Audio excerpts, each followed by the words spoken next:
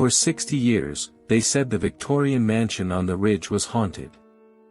They spoke of scratching sounds behind the walls, grey shadows, and a sudden, crushing terror that made people drop to their knees. But when a billionaire real estate developer was found dead inside the locked parlor, his face frozen in absolute horror, the police had no answers. They blamed a heart attack. The town blamed the Gantry ghost. I'm 17 years old, and I study crime scenes. What I discovered in that flooded cellar wasn't a spirit. It was a giant, water-driven clockwork machine built to destroy the human heart. And as the walls began to shake, I realized the killer was still down here in the dark, holding a heavy iron wrench. The fog on Blackwood Ridge was very thick. It smelled like salt and old pine trees. At the top of the ridge stood Gantry House. For over 60 years, the people of Blackwood were afraid of this house. They said it was haunted. People who went inside heard a strange scratching sound behind the walls. They saw grey shadows. They felt a sudden, terrible panic that made them sick. Then, 3 days ago, a rich man named Marcus Vance was found dead inside the locked drawing room.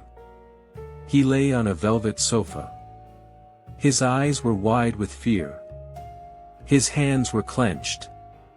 The local doctor said it was a heart attack. But the newspapers screamed, "The Gantry ghost strikes again." Leo Sterling did not believe in ghosts. He was 17 years old. He lived at the bottom of the hill. His bedroom was full of old science gear, a decibel meter, a special microphone, and books about crime scenes. Leo looked at a photo of the dead man's face. He noticed a purple bruise behind the ear. "That is not a normal bruise," Leo whispered. "That is from a vibration." At 8:15 p.m., Leo put his sensors into his backpack. The fog was thick. The police guards were sleeping in their car. Leo climbed up the hill. It was time to solve the mystery.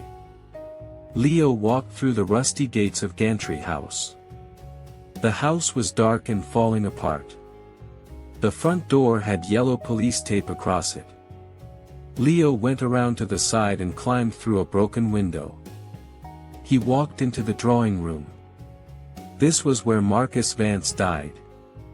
Suddenly, Leo felt very sick. His chest felt tight. He felt a deep, terrible fear in his stomach. His heart beat very fast. "Calm down," Leo told himself. "It is just a physical reaction. It is not real." He pulled out his acoustic meter and turned it on. The screen showed a massive sound wave at 18.9 Hz. This was infrasound. It is a sound so low that humans cannot hear it, but our bodies can feel it. Leo knew the science. Sound at exactly 18.9 Hz makes human eyeballs vibrate. This creates gray shadows in the corners of your eyes. It makes you see ghosts. It also makes you feel intense panic and vertigo. Leo looked at the corner of the room. He saw a gray shadow. He looked directly at it, and it disappeared.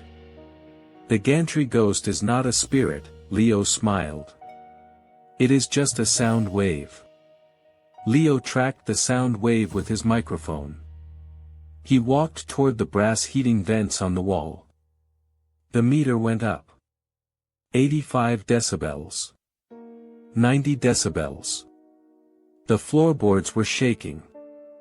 This vibration was the scratching sound people had heard for 60 years. But where did it come from? Leo looked at the house plans on his tablet. The vents were connected to deep tunnels under the house. The tunnels led to a room called the hydraulic vault. Suddenly, Leo's vision blurred. A terrible wave of panic hit him. He could not breathe. His ears began to ring. He looked at his meter. The infrasound had jumped to 115 decibels. At this level, low sound waves can damage your heart and make you faint. Someone turned up the machine, Leo realized. He ran out of the room, stumbling in the dark. He opened the cellar door and ran down the stairs. The cellar was cold and wet. There was 3 inches of black water on the floor. Leo waded through the water. He found the heavy oak door of the hydraulic vault. He used his crowbar to break the lock and walked inside. He shone his flashlight on a giant machine. It looked like a massive clock and a church organ put together. A 10-foot wooden water wheel was spinning in an underground river. The water wheel pushed giant wooden pumps. The pumps blew air into huge wooden pipes. It was a giant acoustic weapon. Leo walked closer. He saw that the water valve was wide open. The gears were covered in fresh oil. Someone had recently forced the machine to run at maximum speed. On the muddy floor, Leo saw fresh boot prints. Size 11. Next to the prints lay a map of the house with Marcus Vance's signature on it. He found the machine, Leo muttered. Marcus Vance did not die of a natural heart attack. He was murdered. Very loud infrasound can stop a human heart. The killer had locked Marcus in the room above, then came down here and turned the machine to maximum speed. The sound killed Marcus in 10 minutes. It was the perfect murder. A perfect murder, a voice said from the door. Leo turned his flashlight. Arthur Pendleton was standing there. Arthur was Marcus Vance's business partner. He was a tall, scary man. In his hand, he held a heavy iron wrench. I did not expect a kid to find this, Arthur said coldly. The police blamed the ghost. But you had to investigate. Leo slowly put his hand in his pocket. He pressed his phone buttons to start a live audio recording. It was streaming straight to his computer at home.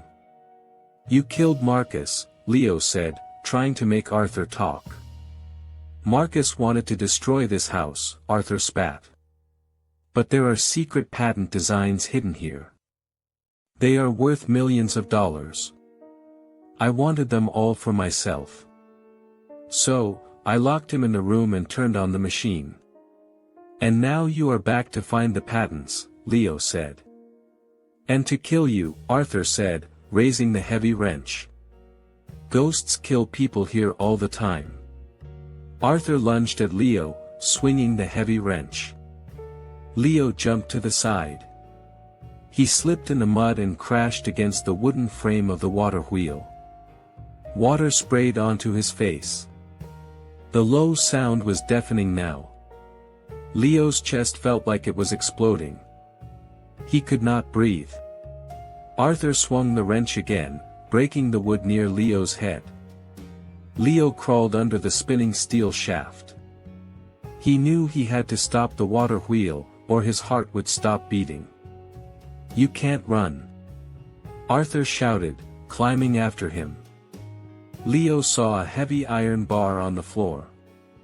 He grabbed it, stood up, and shoved it directly into the wooden gears of the spinning water wheel. The machine screamed. The wooden teeth broke. The giant wheel stopped instantly. The sudden stop sent a massive shock through the old house. The stone walls cracked. The ceiling groaned. A huge wooden beam snapped and fell from the ceiling. It crashed directly onto Arthur's legs, pinning him to the muddy floor. Arthur screamed in pain, dropping his wrench. Then, there was silence. The terrible thrumming sound was gone. Instantly, Leo could breathe again. His eyes cleared. The gray shadows disappeared. Leo stood over Arthur. He pulled out his phone. The recording of Arthur's confession was safely uploaded. You're right, Leo said quietly. Gantry House is dangerous. Especially for murderers. Leo turned around and walked up the stone steps into the fresh night air to call the police. The Gantry ghost was gone forever.